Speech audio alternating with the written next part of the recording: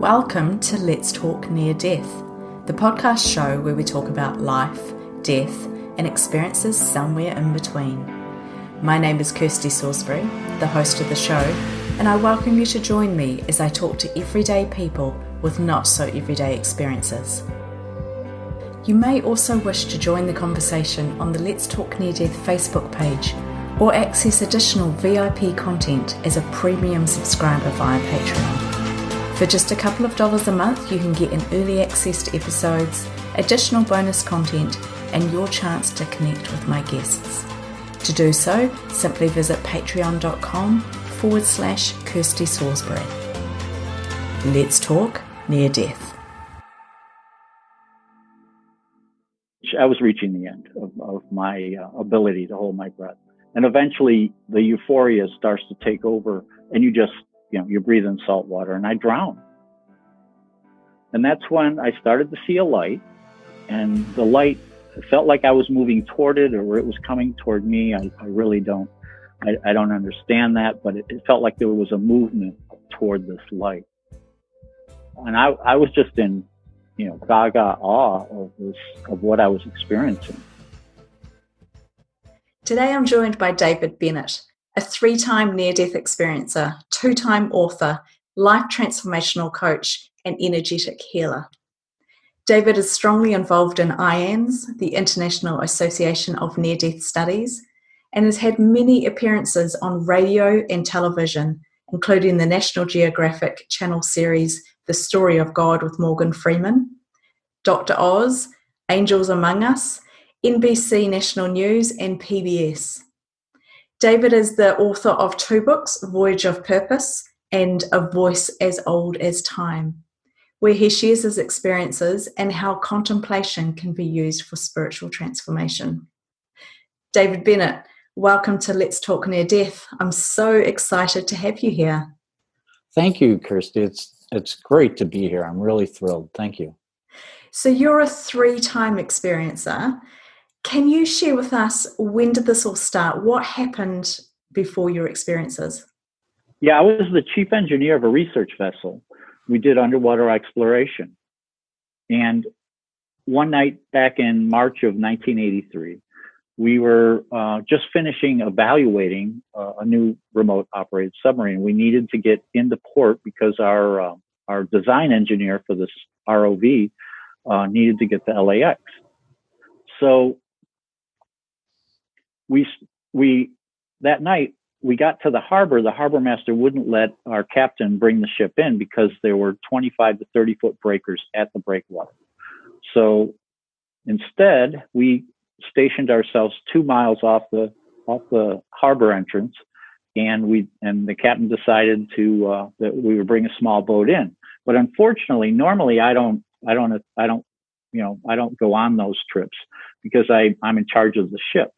But this night we didn't have, because we were just evaluating a submarine, we weren't actually out on a job. We didn't have our normal deck crew.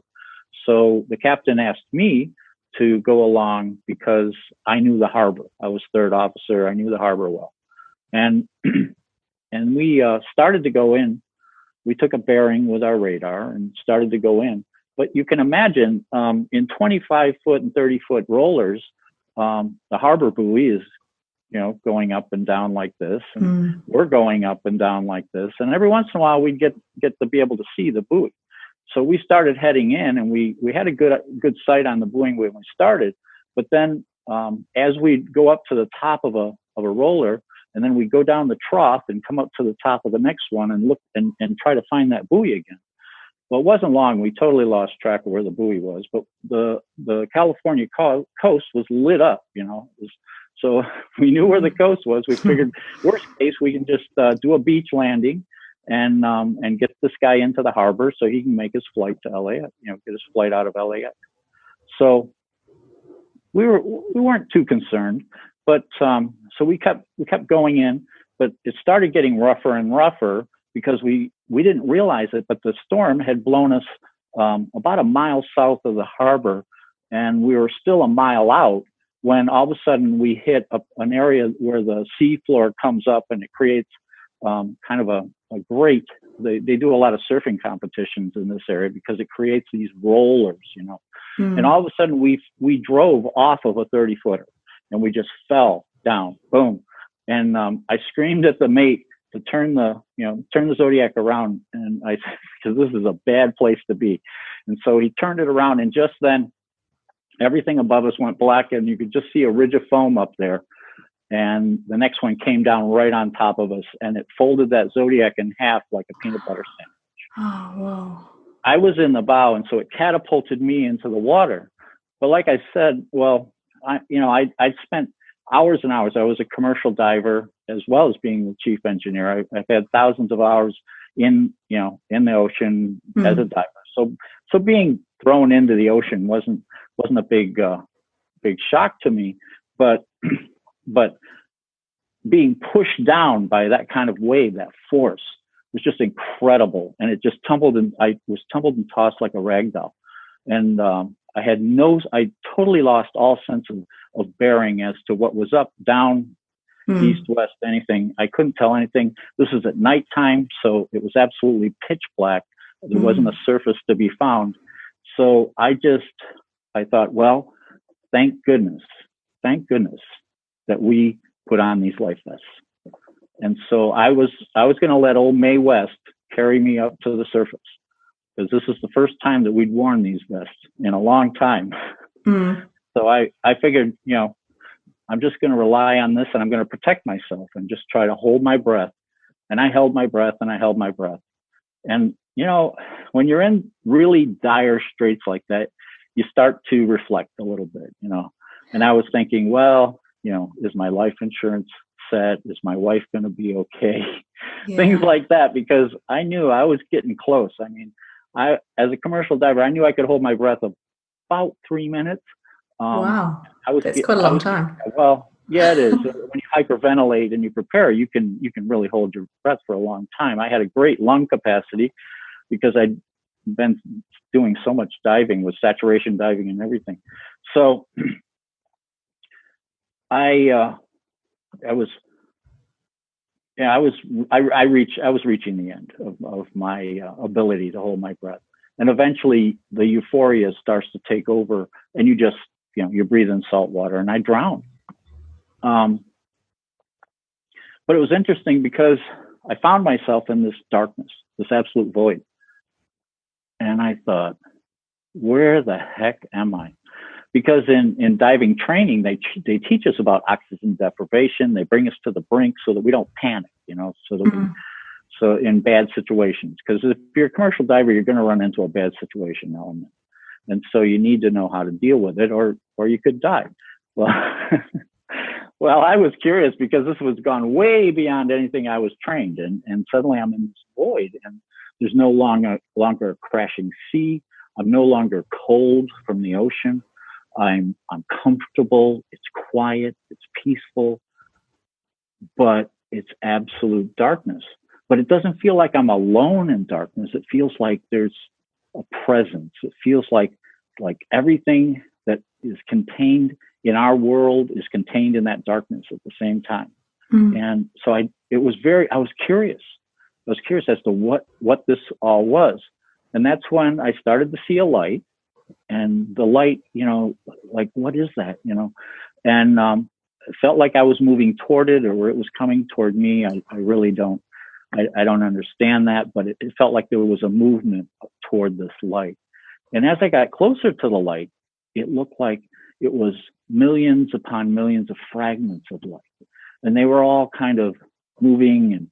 And have you ever seen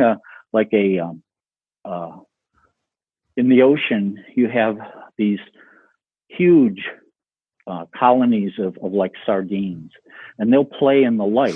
Yeah. And they'll all with a single mind, and they'll all move at the same time. Yeah. Exactly. Well, this light was like they were all of a single mind, and they were all moving together and dancing and all these colors, and it was just absolutely beautiful. And I was just in gaga awe of what I was experiencing.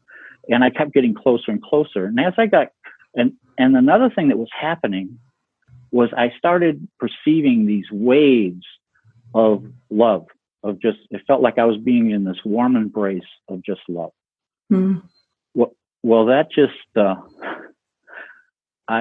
was like nothing I'd ever experienced in life. And as I got closer, 3 fragments of the light broke away and started coming toward me. And when they did, they were emanating welcome home.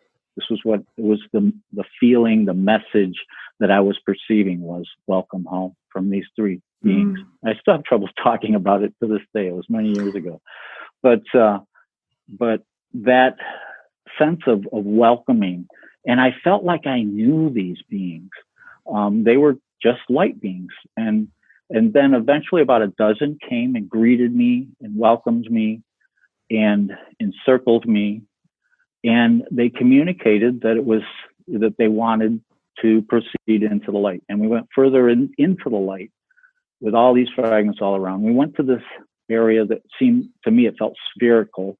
We went inside this area where I started to experience a life review, and when I say it was an experience, I experienced my life review. It wasn't like watching something. It was like reliving. Only this time I was reliving it not only from my perspective, but from everyone else I'd ever interacted with. I got to see it. So it was like my consciousness fragmented into these multiple streams of consciousness. And I was experiencing it from all these different, directions at the same time. Mm. And I was a pretty brash young man back then. I had a pretty brutal philosophy. I used to think of myself as cutting my swath through life and surviving. And so I did some things, I really didn't have much respect for other people, or other people's views. If you didn't agree with the way I wanted to do things, then I'd either, I'd go around you or through you, one of the two. Mm. So I was not the nicest person. And I got to experience this. But I also got to experience when I would do something with just, pure intention, with joy in my heart, with love in my heart, that this would create these like ripples. It was intense.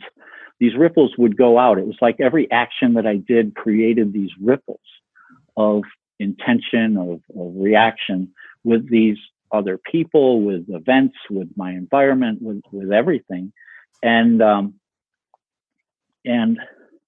But when I would do something with that loving intention, those seem to be the most intense. And it was, it was just so incredible to experience this. And the thing that really floored me was, because remember I mentioned I kind of did some things that I wasn't too proud of. Mm. And my soul family, the beings that greeted me, I considered them my soul family because I felt like I knew them. They weren't anybody I lived in this life with. I found out later one of them was someone that I had lived with, but in my second experience I found out. But the soul family were experiencing this life review the same way I was, and it's kind of interesting when we die, we don't give up all of our earthly stuff right away. It's like a progression. We have to go through this progression into death. And I was ashamed that they had to experience this but they weren't judging me at all. Their consciousness was so pure beyond that they weren't judging me. They were actually joyous to be able to experience my life. Mm. And so they were just buoying me up with love during some of the difficult parts of this review. They would just support me with love. And we kept going until I reached a point where I'd gone past my death, and I couldn't quite recognize what I was seeing. And I didn't know it at the time, but I had transitioned into my future, from present to death to future. And I started, but it was different. In the life review of the life that I had lived, everything was crystal clear. The ripples, the expanding out of action and reaction, that was all so crystal clear, how it affected people, because you have that perception that is from all these different, when we went past that into future, it was like all that consciousness came into one focus, and there was this path. Now I could go this way or I could go that way. But, and if I veered off of this central corridor, it wasn't quite as clear. You know, the corridor was clear, the clearest part of the experience. And so I started experiencing things that I didn't have a reference to. It was a little disorienting, but again, my family just supported me with love. And as I went down this corridor, I finally reached this one point where the light, all these millions upon millions of fragments of light, all spoke in unison in this parental voice that said, "This is not your time. You must return." Wow. And I said, "No way." Yeah. I am not. I have found a family I didn't know exist. I'm loved like I've never been loved before. That body is broken and cold in that ocean. I don't want really anything to do with it. I thought I argued pretty good. Because I perceived this light, I perceived as God, and I felt like I was arguing with God, but I didn't want to go back. And then the light spoke one more time, and it said, "You must return. You have a purpose." And that word, that it was more than a word. This communication was more than just the speaking that like you and I are doing right now. It was the perception of purpose. It's kind of neat when you're in that light, when you're in that expandedness. There's an expansion of consciousness. Your consciousness expands so much more than what we're capable of perceiving here in this physical life. And so with that expanded knowing, that expanded understanding, when I heard the light tell me I have this purpose, it just resonated through my being, and I understood it. And it was simple, and it was efficient, and there was just immediate acceptance of this purpose. And with that, when I came to that acceptance, I found myself outside my body, still being tumbled and tossed in the ocean. And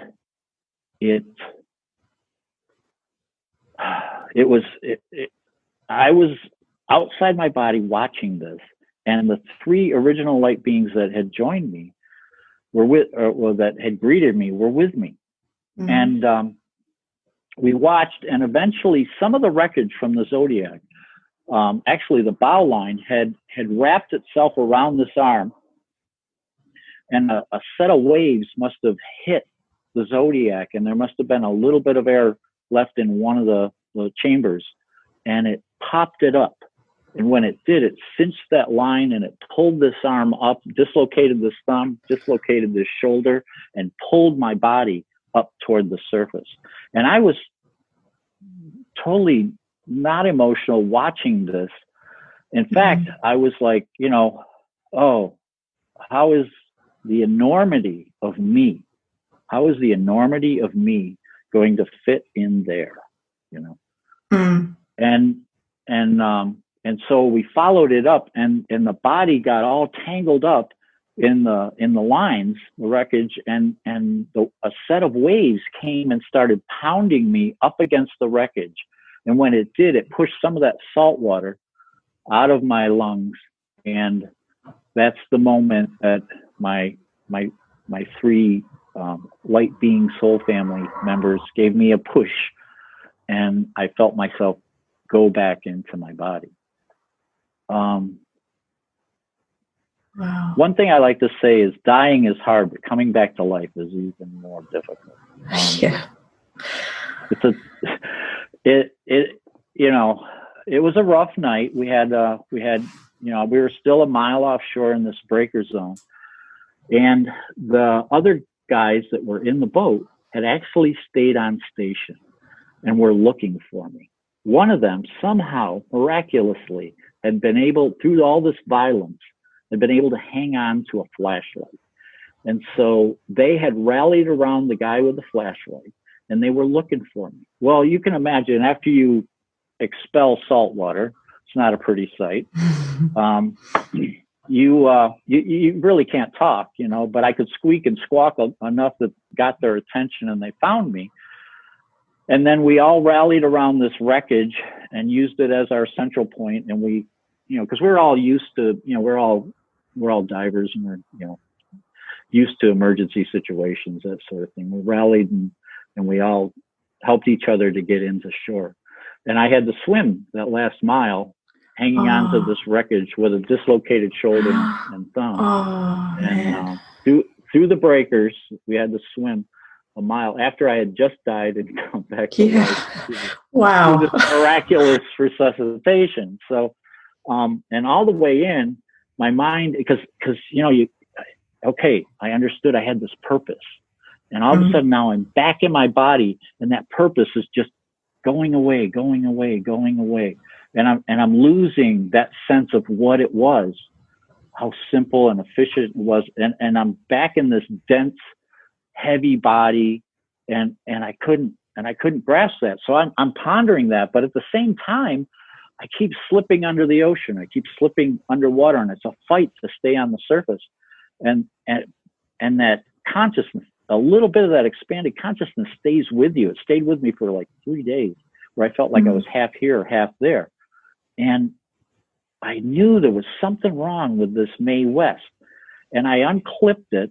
It's one thing you don't want to do in raging seas is unclip your life vest.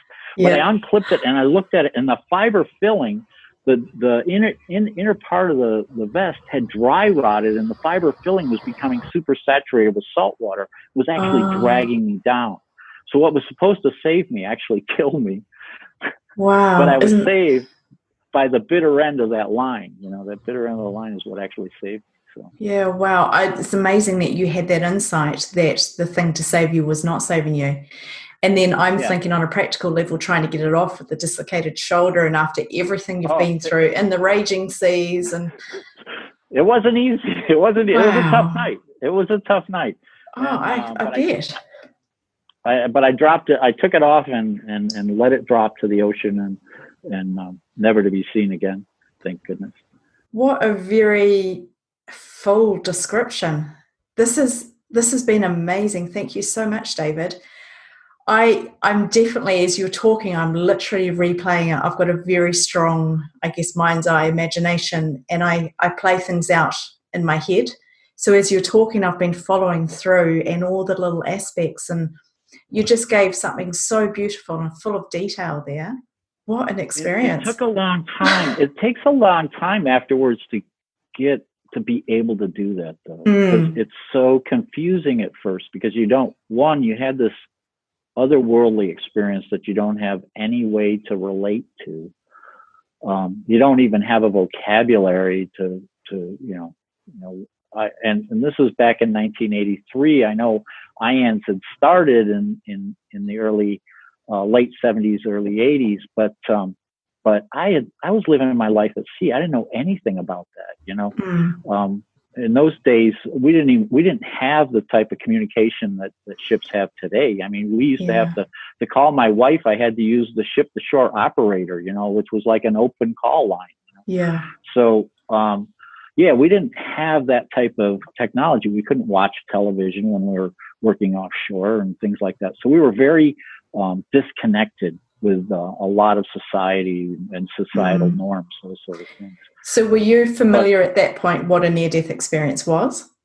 No, had never heard of anything like it. And so but I knew that because I started having these gifts, I could see auras.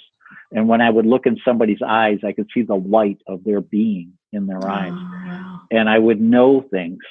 And I would I would get these, I called them downloads at the time of information. And I didn't know what to do with it. So like any good engineer, I tested it. I would see if this is political information. Is it something that is it true? And so when I would have some of these knowings or understandings, I would test it and see how true it was. And so for the first few years, I didn't really trust these gifts, and I really wanted my old life back. I didn't feel like I had anybody to talk to, because commercial diving in the 80s was very dangerous. And we put our lives in each other's hands every day. So death was kind of a taboo subject. And when I tried to share this with my first wife, it scared her. Unbeknownst to me at the time, I didn't realize, but she had the night that I drowned, she had a dream of my death. And so when I show up at the doorstep, ice cold, and she was, and I had by the time I got home, I got my shoulder and thumb set, popped it back into place. But we did first aid on each other so that we could go home. But I was in total shock and everything. And when I tried to tell her that I think I died, she just freaked out. And so I didn't think I could talk to her about it. I didn't feel like I could talk to my shipmates about it and my coworkers. So I kept it to myself for 11 years. Now, I know you're probably really enjoying this episode, but I wanted to pop in and let you know how you can further support the Let's Talk Near Death podcast. Every little bit of input helps me, it encourages me, and it enables me to be able to bring in more guests, share more episodes, and release more content. If you're financially able, you can pop over and become a VIP subscriber for just a couple of dollars a month. If not, you may want to consider leaving a review on iTunes, sharing an episode with a friend, or connecting over with the Let's Talk Near Death Facebook page. Every little bit of input helps me. Thank you for listening, thank you for your support, and I hope you enjoy the rest of this episode.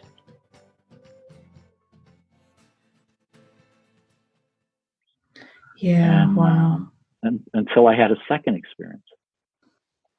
I'd love to hear your second experience, but I still have quite a few questions around your first experience. Well, the second experience was exactly the same as the first one, only it was a reliving of the original near-death experience. But I went further into a life review, basically where I saw my future. I got to see those 11 years of how much I'd changed. And that kind of sums up the second one. Maybe, maybe not. I've got a lot of thoughts in my head right now. Okay, so let's stick with the first one. But you're saying it was 11 years difference between the first one and the second one. That was the time span. Yeah. Okay, so there's quite a lot of time in there. And you said that you didn't speak about your first experience until the second one happened. Mm-hmm. So what happened when you initially got back on the boat and you're with your colleagues, the people that you're working with, and I mean, they've been through the storm as well. Yeah, what was the conversation? What was the feeling? Yeah, I started hiding because they said, gee, Dave, you were down there. We figured we were looking for you for a good 15 to somewhere between 15 to 18 minutes. I heard all these different estimates, and I said, and so I said, Davy Jones spit me back, or I just covered it up with levity, that sort of thing. Because it's kind of an interesting thing. We had all gone through this experience. We had all faced our mortality in one way or another, because it was a life-threatening, extremely life-threatening situation for all of us. And so what do young guys do in those situations? They bravado, we beat the storm kind of thing, So then we let it lie and we didn't talk about it anymore. But when I started perceiving auras and seeing these things, I started hiding it. And when I would know something about someone or something, like I had knowings about things that were going to happen on the ship. And so I would order the parts in advance. It was a good thing I was the chief engineer because I had charge of the budget. So I would order the things necessary to be able to fix something that, wouldn't break down in 100 years, and the captain would be like, what are you spending money on this stuff for? And then all of a sudden, we're, 300 miles offshore and it breaks down. And it's like, well, Cap, we need to fix this. And so I would cover it up and they'd say, how did you know to do that? And you go, oh, it comes with experience. and things like that. So you start to cover it, and you start to, you don't really address it. You don't really address it.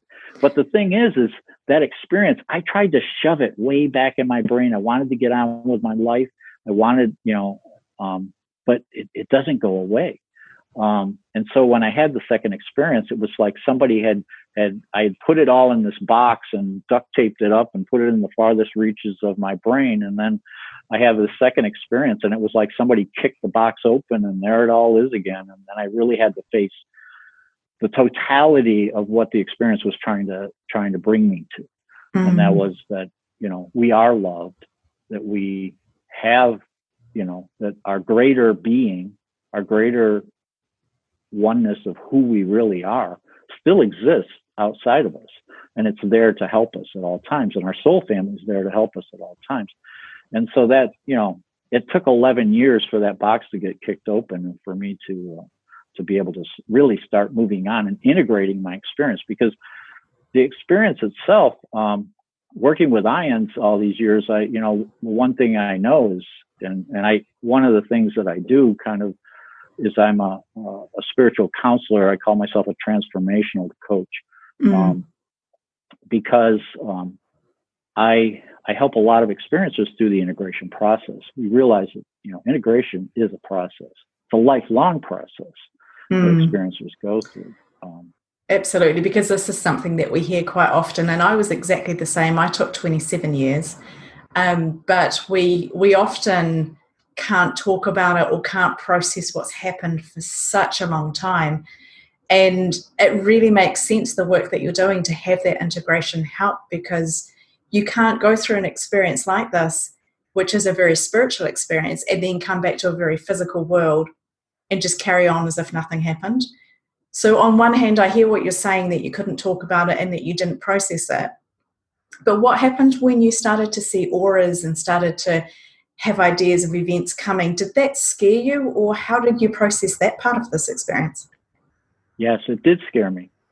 Here's the big diver Dave, engineer guy, it scared the heck out of me. And the fact that I had a conversation with God really scared the heck out of me. Mortal people don't have that, that doesn't happen. So it didn't fit my worldview at the time. So suddenly I'm thrust into this, I have to develop a new worldview. That's part of the process, but I didn't know that at the time. But after my 11th year and having the second experience, I actually was able to get two experiencers that mentored me back in the 90s. So that wasn't common yet in the 90s, but I found two experiencers that were, helped me to understand that I really wasn't crazy, and that that experiencers go through this. It's normal, and that to talk about it, to write about it, to talk about it, things like that helps us to process it and to come to an understanding. And because I really think that the integration process is really part of us becoming comfortable with our own experience, so that we can then begin to, because, it's like you're suddenly faced, you had this physical life, you knew this physical life, and now all of a sudden you've had this spiritual experience. And now you come back to the physical life, but you realize there's this duality. Okay. And what all experiencers are trying to do is they're trying to bring the physical and the spiritual experience together, weave it together so that we can become whole again. So I really feel that, until we start down that path one way or another, I've known a number of experiencers that when they came back, they said, I just want my old life back. I don't care about this experience. I just want my old life back. And then I say, okay, that's fine. You need to live your life. These are your life choices. But then, usually 3, 4, or 5 years later, all of a sudden they're back. I really need to talk about this again, because it won't go away. That might be that initial adjustment, I suppose, of getting used to it, coming to terms with something happened. Yeah, especially back then, because like you were saying, there wasn't the internet, there wasn't the same technology that we have today to be able to get the support and the networks and understand what had happened. Yeah, there's a lot more information available to an experiencer today, and that's amazing. And I'm so grateful because, and I think IANDS did a lot of that pioneering work with all the research that they did, to get the word out through peer-reviewed journals and things like that. So that it was presented to the communities in a kind of a scientific approach, in a research approach that was palatable in that era. And so now I think there's so much more information out in the public eye about near-death experiences. And then Hollywood picked it up, of course, and glorified it. And and now everybody has this idea that, okay, if this happens, that's a near-death experience. But that isn't what happened to me, so I couldn't possibly have had a near-death experience. Exactly. And so, yeah, it really muddied the waters a little bit, but people are starting to come around and understand that every experience is so unique for the experiencer, and there's a lot of common themes, a lot of similarities, but it's unique and individual for each and every person, and it doesn't matter. It crosses all thresholds. It doesn't matter what belief system, what gender, what age, Exactly. They happen all over the place to all sorts of different people, which is really interesting. Yeah. I can't help but wonder the feeling of purpose that you had. It was so strong for you, and you talked about how you could see it slipping away. Yeah. Do you know your purpose? Did that stay with you? Did it come back? Can you talk to us about that? It revealed itself. It revealed itself once. Once I became comfortable within who I was, with this new worldview, with this new understanding, and started to live my life with this. Because in the second experience, another thing I didn't tell you was the downloads turned into voices, and suddenly I'm hearing spirit speak to me. Okay, that was kind of another scary thing I had to adjust to. But coming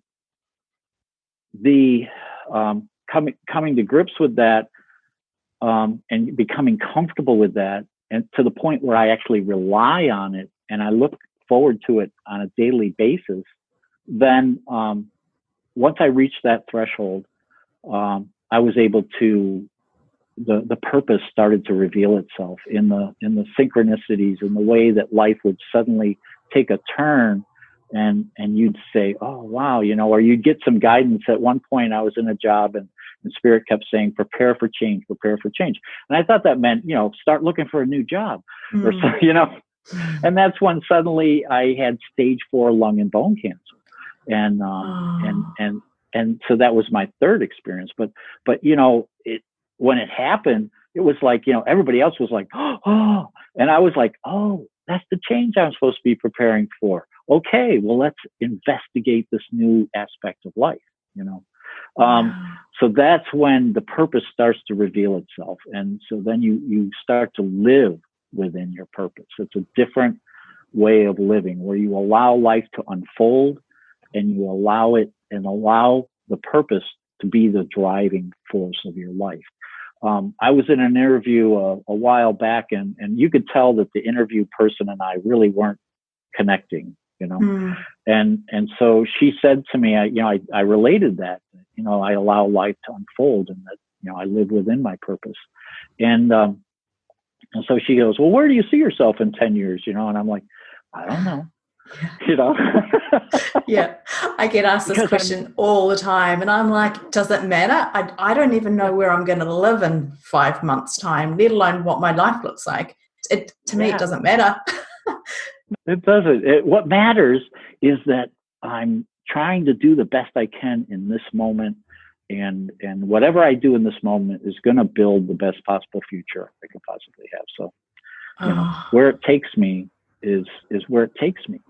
And so I just love to watch it unfold. And sometimes it's a little hard. It's hard for our families and stuff, because, they're used to planning and this and that, but I like to see, because if I still agree, you know, let's try to plan this. Let's prepare for that and things like that, you know, but if it's hard, if suddenly, you know, gee, I kind of want to go in this direction and I run into all these obstacles, and it's like, not supposed to go there. I recognize that now.